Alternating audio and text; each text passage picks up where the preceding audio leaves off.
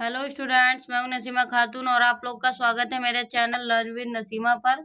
आज मैं आप लोग के लिए लेके आई हूं class 12 political science second book का चैप्टर नंबर 6, जिसका नाम है लोकतांत्रिक व्यवस्था का संकट।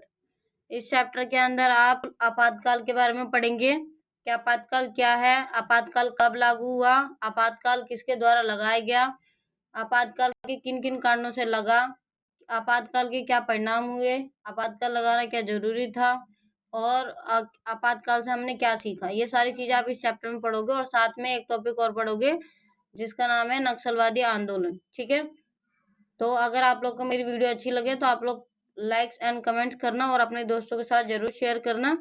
तो हम अपनी वीडियो को स्टार्ट करते हैं। हमारा पहला टॉपिक हो जाएगा आपातकाल। ठीक है, तो इसका हमारा फर्स्ट पॉइंट है 25 जून 1975 को इंदिरा गांधी की सिफारिश पर राष्ट्रपति फखरुद्दीन अली अहमद ने मध्य रात्रि में आपातकाल की घोषणा कर दी। यानी कि आपातकाल कब लगाया गया था, एक मार्क्स में क्वेश्चन आता है। 25 जून 1975 को आपातकाल लगाया गया था। ठीक है, किसके द्वारा लगाया गया था? फखरुद्दीन अली अहमद के द्वारा लगाया गया था, जो कि उस समय के राष्ट्रपति थे। ठीक है, और किसकी सिफारिश पर? इंदिरा गांधी की सिफारिश पर लगाया गया था। उसके बाद से नेक्स्ट पॉइंट हमारा आपातकाल अनुच्छेद 352 के तहत लगाया गया। जो 1975 में आपातकाल लगाया गया था वो कौन से अनुच्छेद के द्वारा लगाया गया था? अनुच्छेद 352 के तहत लगाया गया था। इस आपातकाल की घोषणा मौखिक रूप से हुई थी। ये जो आपातकाल लगाया गया था केवल मौखिक रूप से कहकर लगा दिया गया था। मौखिक रूप का मतलब होता है मुंह से बोलकर, किसी भी प्रकार का लिखित दस्तावेज नहीं दिया गया था, बस ऐसे मुंह से बोलकर आपातकाल लगा दिया गया था। उसके बाद से नेक्स्ट पॉइंट है मंत्रिमंडल को सुबह 6 बजे इसकी जानकारी दी गई थी।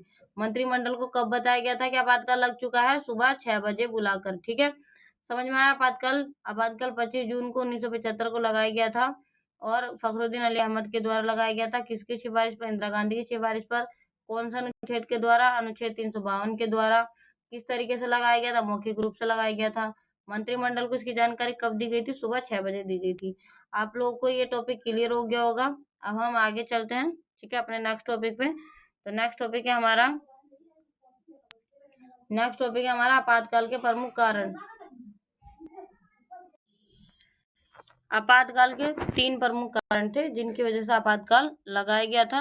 तो पहला इसमें कारण क्या है? आर्थिक कारण। तो आर्थिक कारण के कुछ पॉइंट है कि कौन कौन सा आर्थिक कारण थे जिनकी वजह से आपातकाल लागू किया गया था। ठीक है, तो पहला कारण था बांग्लादेश संकट के कारण भारत की अर्थव्यवस्था पर भारी बोझ पड़ा। जो बांग्लादेश संकट हुआ था, जो 1971 में बांग्लादेश के साथ हमारा युद्ध हुआ था, उसमें क्या हुआ था कि बहुत ज्यादा खर्चा हुआ था। ठीक, जिसकी वजह से क्या हुआ? अर्थव्यवस्था पर भारी बोझ पड़ गया था। उसके बाद से नेक्स्ट इसमें पॉइंट हो जाएगा 80 लाख शरणार्थियों का बोझ झेलना पड़ा। भारत को क्या करना पड़ा? 80 लाख शरणार्थियों को बोझ झेलना पड़ा था।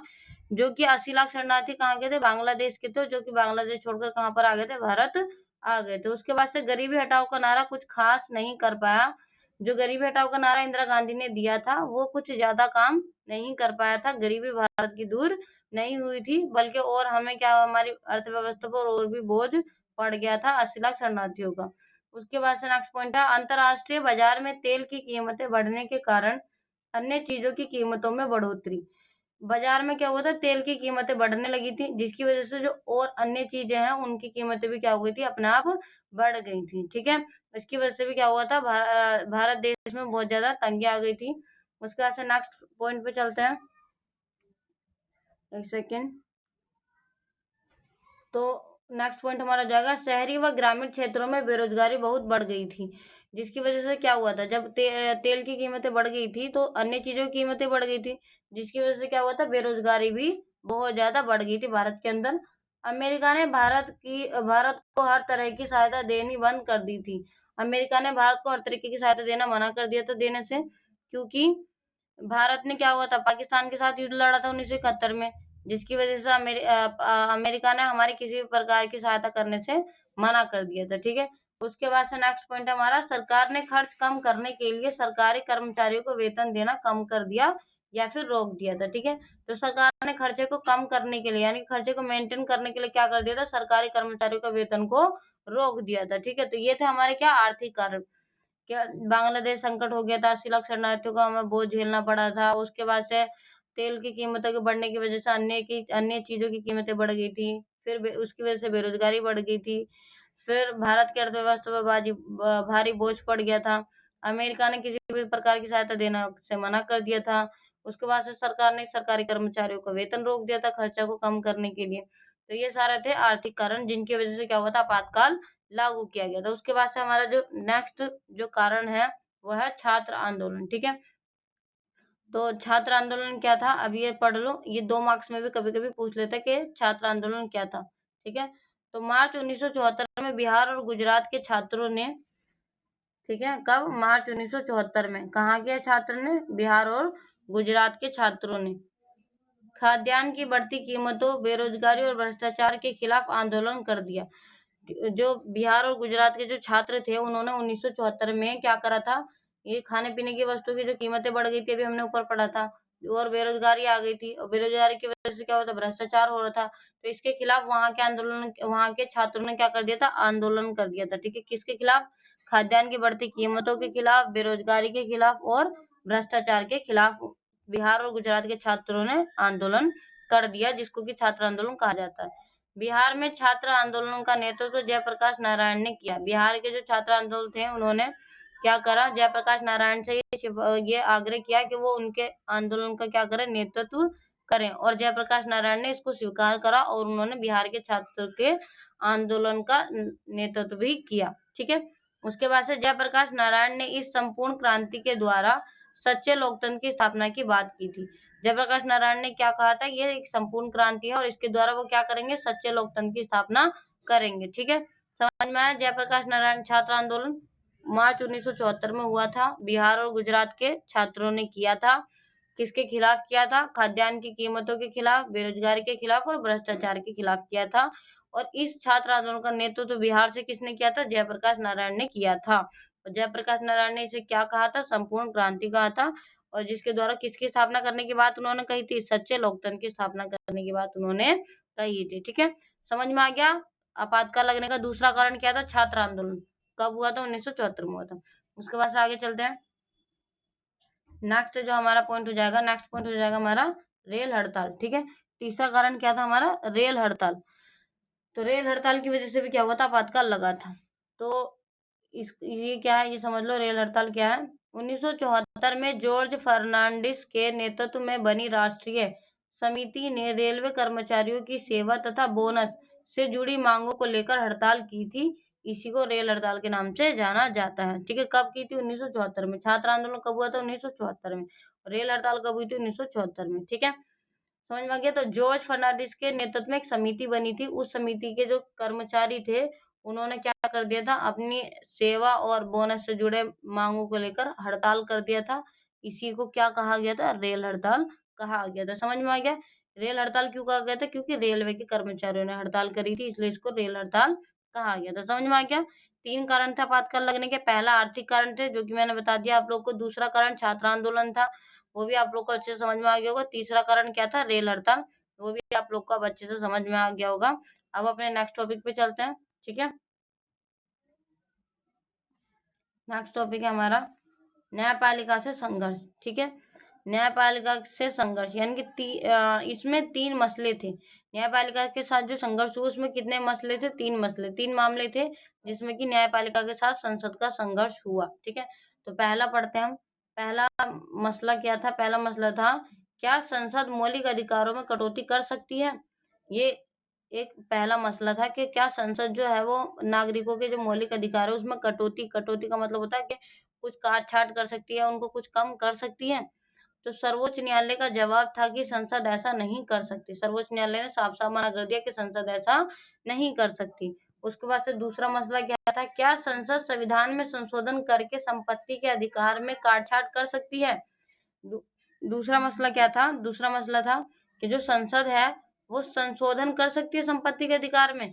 तो इसमें भी सर्वोच्च न्यायालय ने क्या कहा था, सर्वोच्च न्यायालय का कहना था संसद ऐसा नहीं कर सकती। इसमें भी सर्वोच्च न्यायालय ने मना कर दिया था कि संसद संपत्ति के अधिकार में कोई भी काट छाट नहीं कर सकती है संशोधन के द्वारा। उसके बाद से तीसरे मसले पे चलते हैं। तीसरा मसला क्या था, तीसरा मसला था कि संसद ने यह कहते हुए संविधान में संशोधन किया कि वह नीति निर्देशक सिद्धांतों को प्रभावकारी बनाने के लिए मौलिक अधिकारों में कमी कर सकती है। ठीक है। ये जो संसद था उसने ये बात कहते हुए क्या कर दिया, संशोधन कर दिया कि वो नीति निर्देशक तत्वों को क्या करना चाहती है, प्रभावकारी बनाना चाहती है। ठीक है, इसीलिए उन्होंने क्या कर दिया, मौलिक अधिकारों में वो कमी करने की उन्होंने बात की।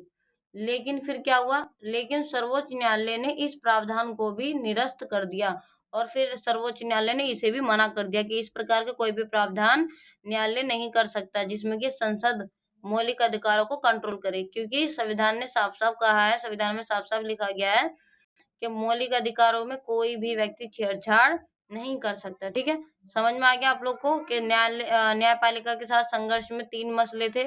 तीनों मसलों में क्या कर दिया था, न्यायपालिका ने साफ-साफ मना कर दिया था कि संसद ऐसा नहीं कर सकती है। ना तो वो मौलिक अधिकारों को काट-छाँट सकती है, ना ही संपत्ति के अधिकार को खत्म कर सकती है और ना ही वो किसी भी प्रकार का मौलिक अधिकारों में कमी कर सकती है। यानी कि कोई भी प्रावधान वगैरह लाकर वो कुछ मतलब मौलिक अधिकारों के साथ कोई भी छेड़छाड़ नहीं कर सकते। ठीक है, समझ में आ गया न्यायपालिका के साथ संघर्ष।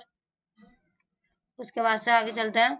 नेक्स्ट हमारा टॉपिक है 1973 में न्यायाधीश की नियुक्ति। 1973 में क्या करना था, न्यायाधीश की नियुक्ति करनी थी। न्यायाधीश का मतलब होता है जज। ठीक है, तो मुख्य न्यायाधीश की नियुक्ति करनी थी।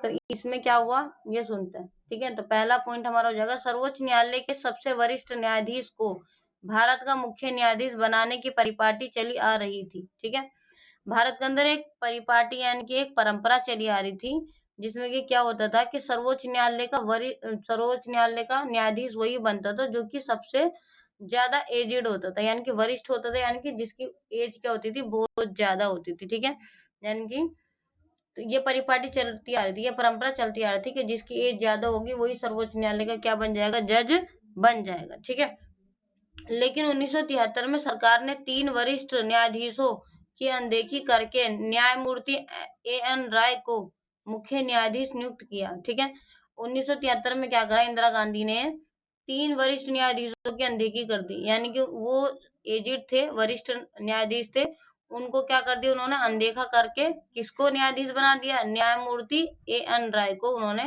न्यायाधीश सुप्रीम कोर्ट का बना दिया, सर्वोच्च न्यायालय का बना दिया। ठीक है, जिसकी वजह से बहुत सारे लोग इसमें नाराज हो गए थे। समझ में आ गया वाला टॉपिक 1973 में न्यायाधीश की नियुक्ति। अब आगे चलते हैं, अब हम पढ़ेंगे आपातकाल की घोषणा।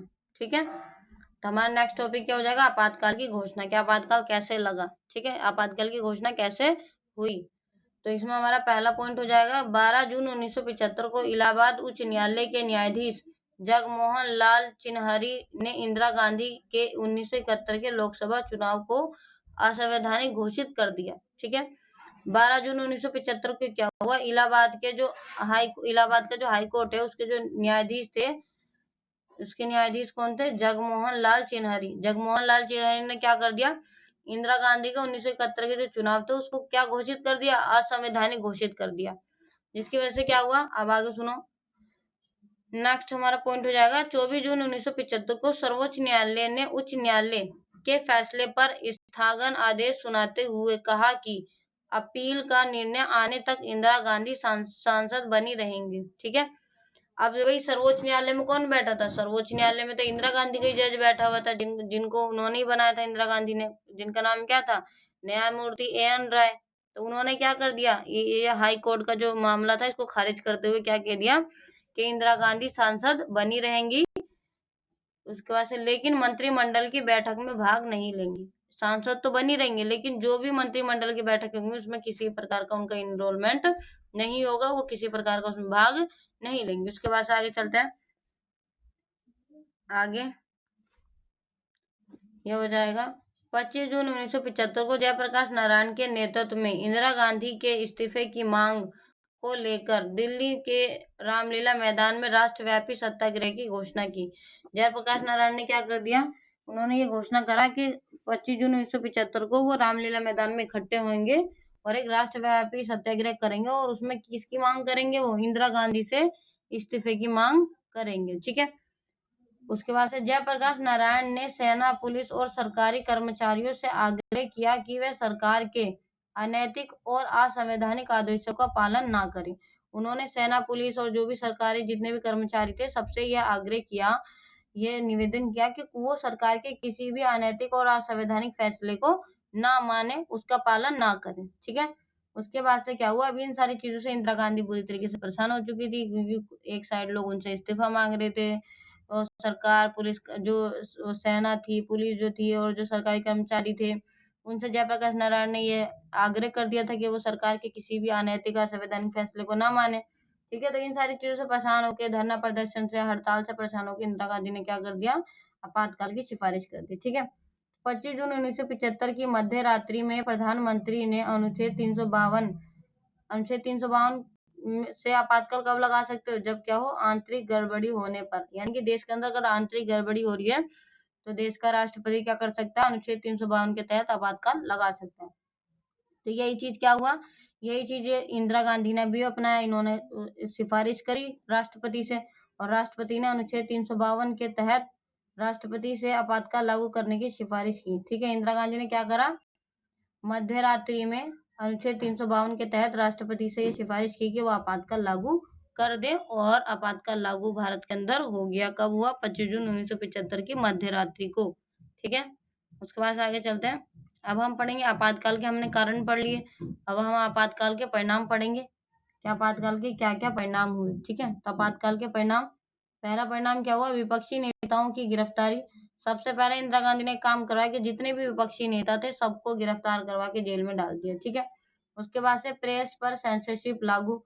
प्रेस पर सेंसरशिप का मतलब क्या होता है, सेंसरशिप का मतलब होता है कि कोई भी न्यूज मीडिया अखबार वाले बिना सरकार की मर्जी के कुछ भी नहीं छाप सकते हैं। ठीक है, ये होता है प्रेस पर सेंसरशिप, यानी कि कुछ भी छापने से पहले सरकार की उनको इजाजत लेनी पड़ेगी। ठीक है, ये प्रेस पर सेंसरशिप लागू कर दी। उसके बाद से राष्ट्रीय स्वयंसेवक संघ और जमाते इस्लामी पर प्रतिबंध। जो स्वयंसेवक संघ थे, एनजीओ वगैरह जो थे, उन पर सब पर क्या कर दी गई, रोक लगा दी गई, उन पर प्रतिबंध लगा दिया गया कि वो किसी प्रकार का कोई कार्य नहीं करेंगे। उसके बाद से नेक्स्ट, धरना प्रदर्शन और हड़ताल पर रोक लगा दी गई।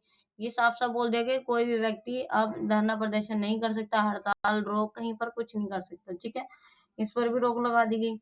उसके बाद से क्या हुआ, नागरिकों के मौलिक अधिकारों को निष्प्रभावी कर दिया गया। जो नागरिकों के मौलिक अधिकार थे उनको निष्प्रभावी कर दिया, यानी कि मौलिक अधिकार जनता से छीन लिए गए। उसके बाद से आगे बढ़ते हैं। ये मोस्ट इम्पोर्टेंट क्वेश्चन है, आप लोग के एग्जाम में आता है, तो इसके अच्छे से प्रिपरेशन करके जाना, ताकि आप लोग के एग्जाम में आए तो आप लोग इसको कर दें। ठीक है, तो नेक्स्ट हमारा पॉइंट हो जाएगा, सेमिनार और मेन स्ट्रीम जैसी पत्रिकाओं ने प्रकाशन बंद कर दिया।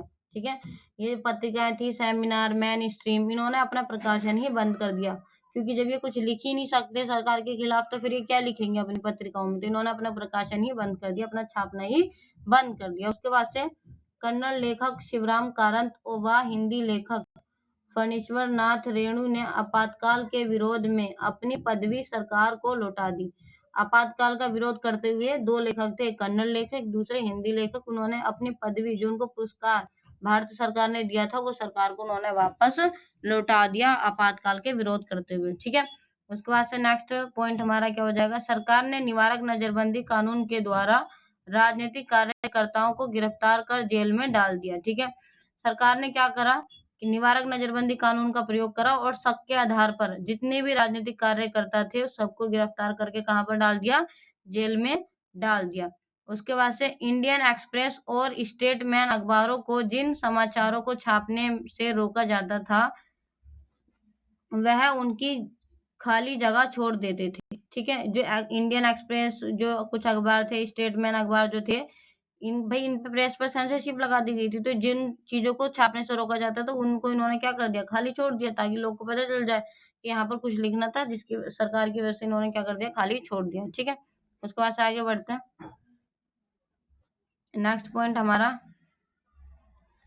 42वें संविधान संशोधन 1976 के द्वारा अनेक परिवर्तन किए गए, जैसे प्रधानमंत्री, राष्ट्रपति और उपराष्ट्रपति पद के निर्वाचन को अदालत में चुनौती न दे पाना।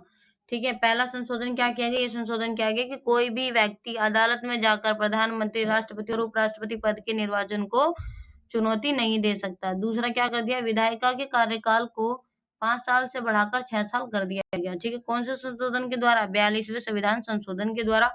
मोस्ट इंपोर्टेंट संशोधन है, आप लोगों से पूछा जाता है कब हुआ, 1976 में हुआ।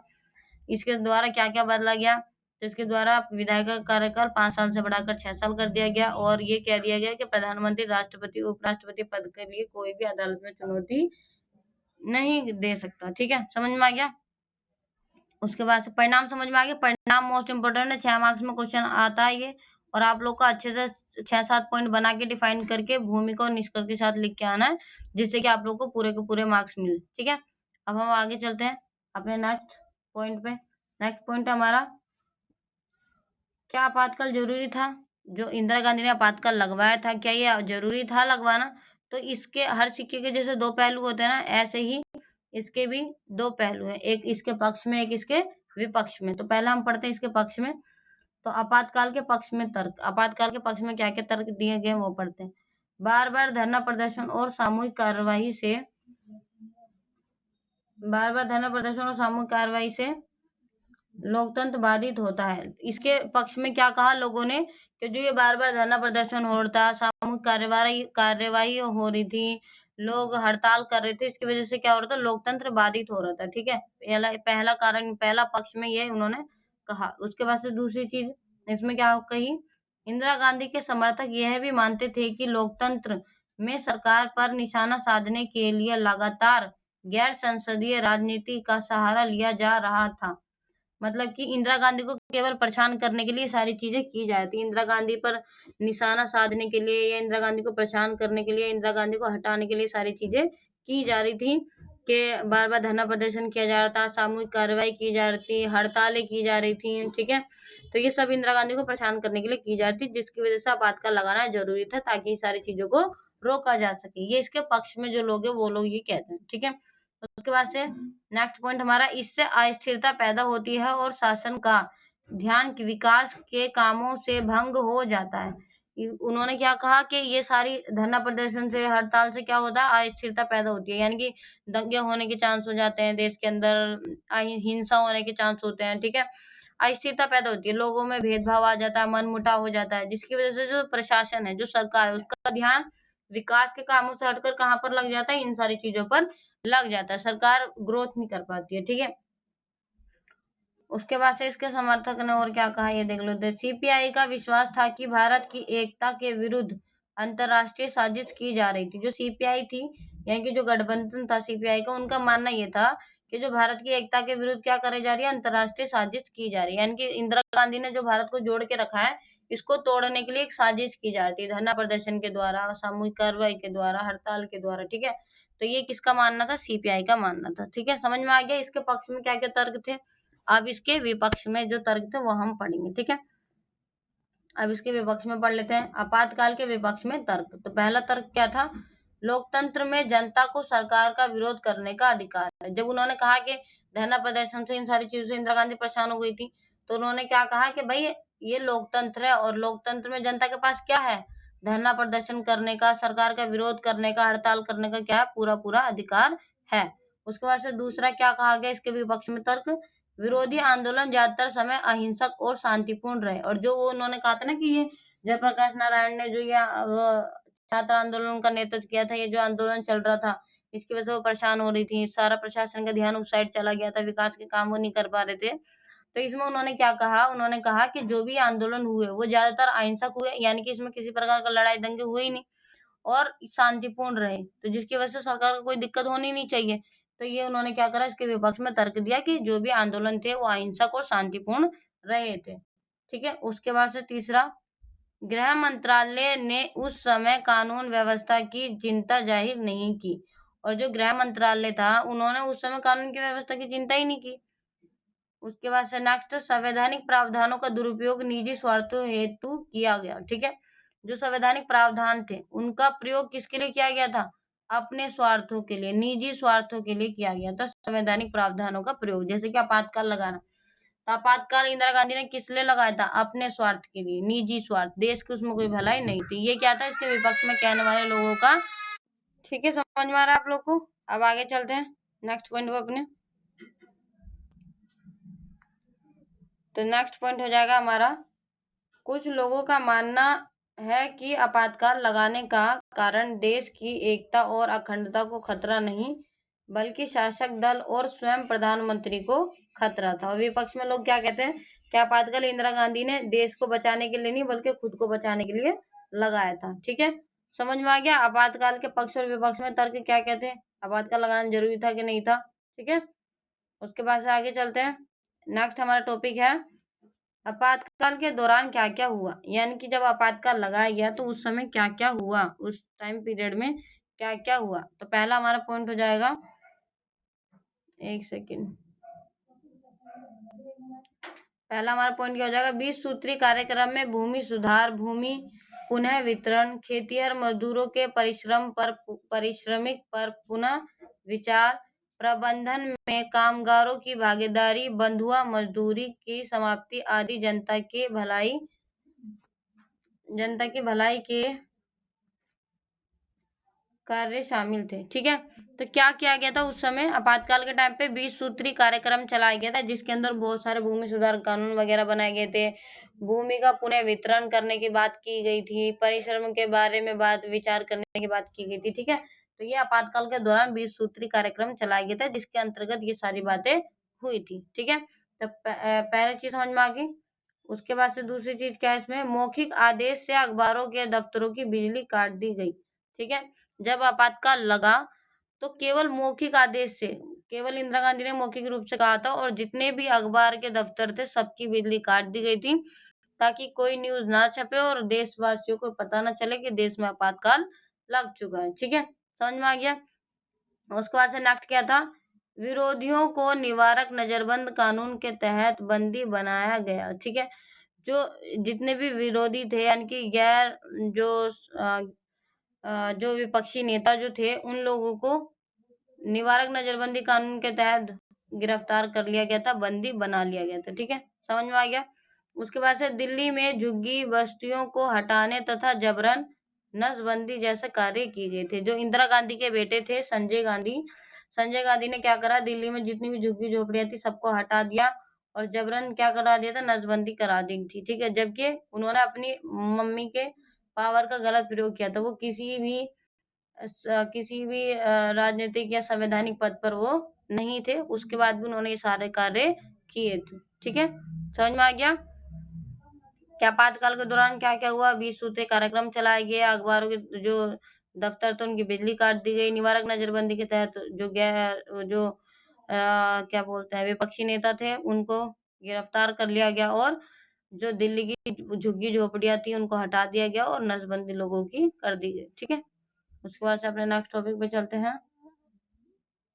नेक्स्ट टॉपिक है हमारा आपातकाल के सबक, यानी कि आपातकाल से हमने क्या क्या सीखा, आपातकाल से हमें क्या क्या सीखने को मिला। ठीक है, तो पहला हमारा पॉइंट हो जाएगा, आपातकाल से भारत से आपातकाल को खत्म कर पाना मुश्किल है। ठीक है, यानी कि जो भारत है, भारत में हम आपातकाल को खत्म नहीं कर सकते, यानी कि बहुत सारी ऐसी सिचुएशन आ जाती है, ऐसे समस्या आ जाती है जिसमें हमें आपातकाल लगाने की जरूरत पड़ जाती है। ठीक है, समझ में आ गया।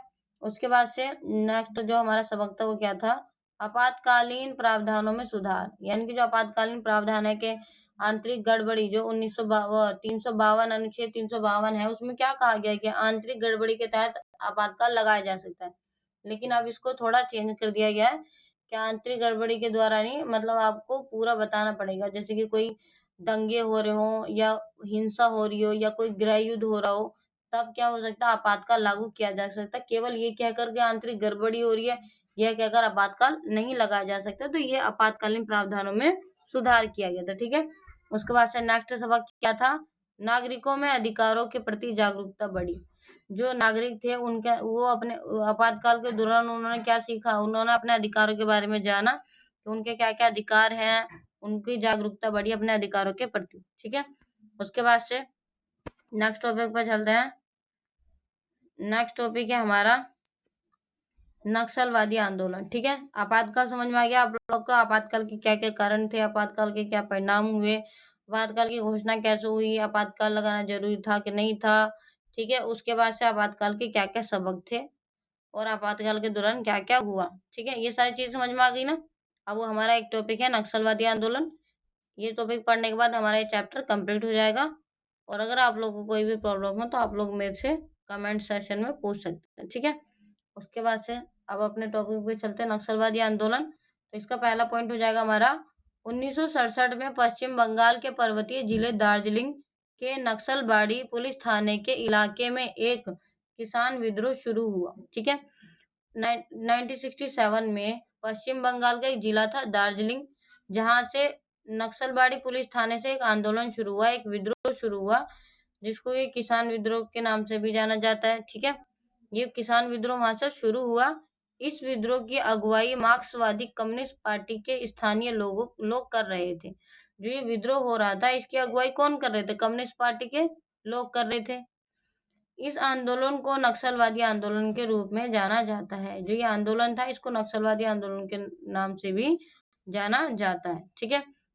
समझ में आ गया नक्सलवादी आंदोलन क्या था? कि 1967 में पश्चिम बंगाल के पर्वतीय जिले दार्जिलिंग से एक किसान विद्रोह शुरू हुआ, जिसकी अगुवाई कम्युनिस्ट पार्टी के लोगों ने करी, और इस आंदोलन को नक्सलवादी आंदोलन के रूप में भी जाना जाता है, या नक्सलवादी आंदोलन के नाम से भी जाना जाता है। ठीक है। उसके बाद से आगे चलते हैं। आगे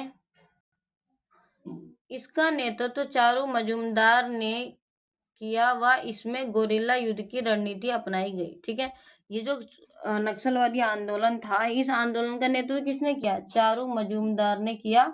और इसमें कौन सी रणनीति अपनाई गई थी? गोरिल्ला युद्ध की रणनीति अपनाई गई थी। गोरिल्ला युद्ध क्या होता है? गोरिल्ला युद्ध होता है जो पेड़ों पे छुप छुप कर वार किया जाता है। ठीक है। पेड़ पे छुप के, जैसे कि गुर्देल से, तीर धनुष से। ठीक है। तो इसको हम क्या बोलते हैं? गोरिल्ला युद्ध बोलते हैं। ठीक है। तो नक्सलवादी आंदोलन में कौन सी नीति अपनाई गई थी? गोरिल्ला युद्ध की रणनीति अपनाई गई थी। उसके बाद से नक्सलवादी आंदोलन में धनी भूस्वामियों से बलपूर्वक जमीन छीनकर गरीब और भूमिहीन लोगों को दे दी गई। ठीक है। नक्सलवादी आंदोलन में क्या किया? जो किसान थे, उन्होंने क्या बड़े बड़े भूस्वामी जमींदारों पर क्या करा? आक्रमण किया, और उनसे उनकी जमीनों को छीनकर किसको बांट दी? गरीब और भूमिहीन लोगों को बांट दी।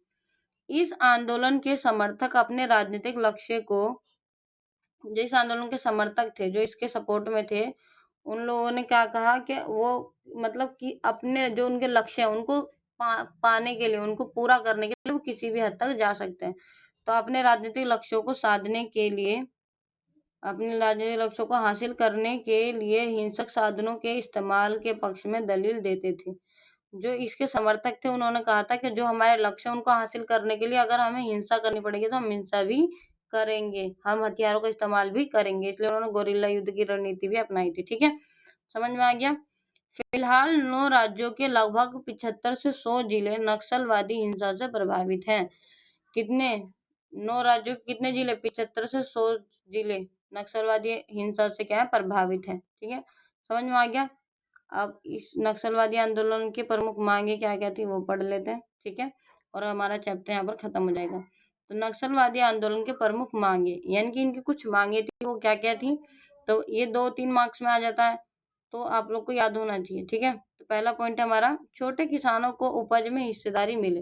पहले इनकी मांग क्या थी? पहली मांग इनकी यही थी, जो छोटे छोटे किसान हैं उनको उपज में हिस्सेदारी मिलनी चाहिए, यानी कि जो भी उपज होगी, जो भी उत्पादन होगा, उसमें उनका भी हिस्सा होगा। ठीक है। उसके बाद से दूसरी इनकी मांग क्या थी? उचित मजदूरी, यानी कि अगर इनसे कोई भी काम करवाया जाता है तो इनको एक उचित मजदूरी देनी होगी। तीसरा इनकी मांग क्या थी? सूदखोरों द्वारा शोषण से मुक्ति। जो सूदखोर है, जो इनको सूद जिन्होंने दिया है, ऋण पे पैसे दिए हैं, वो मतलब इनका जो शोषण करते हैं वो शोषण ना करें, यानी कि इतना ब्याज पे ब्याज, ब्याज पे ब्याज लगाकर मूलधन से भी ज्यादा पैसे वो बना लेते हैं। ठीक है। तो तीसरी मांग इनकी यही थी कि सूदखोरों से इनको मुक्ति चाहिए। ठीक है। उसके बाद से चौथी मांग इनकी क्या थी? बाहरी लोगों द्वारा संसाधन के दोहन पर रोक, यानी कि जो बाहर के जो लोग हैं वो इनके संसाधनों को जो दोहन कर रहे हैं, इनके संसाधनों का दुरुपयोग कर रहे हैं, उन पर ये क्या करना चाहते थे? रोक लगाना चाहते थे। ठीक है। यही 4 मांगे नक्सलवादी आंदोलन के लोगों की थी कि उपज में हिस्सेदारी होनी चाहिए, उचित मजदूरी होनी चाहिए, और सूदखोरों के शोषण से मुक्ति होनी चाहिए, और जो बाहरी लोग इनके संसाधनों का दोहन करते हैं वो दोहन वो लोग ना करें, उस पर ये रोक लगाना चाहते थे। ठीक है। समझ में आ गया। यहाँ पर आप लोग का चैप्टर कंप्लीट हो जाता है। अगर आप लोग को कोई भी परेशानी हो, कोई दिक्कत हो, या कोई टॉपिक समझ में ना आया हो, तो आप लोग मेरे को कमेंट करके पूछ सकते हैं। Thanks for watching my video learn with Naseema.